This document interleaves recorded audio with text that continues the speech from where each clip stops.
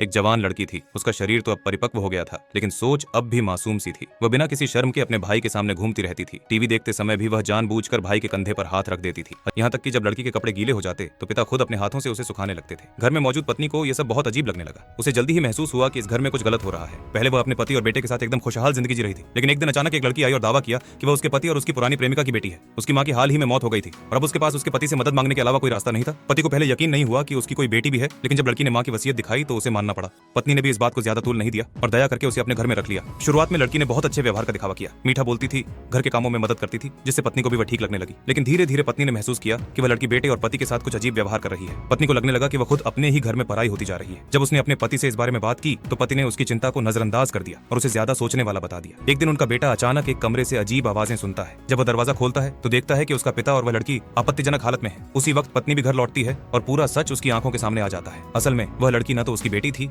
और न ही किसी मासूमियत से आई थी, बल्कि एक नाजायज रिश्तेदार थी जो बेटी का नाटक करके घर में रह रही थी। जब सच्चाई बाहर आई तो पड़ोसियों के दबाव में पति और लड़की दोनों को घर से निकाल दिया गया। उनकी बुरी तरह बदनामी हुई और पूरा परिवार टूट गया।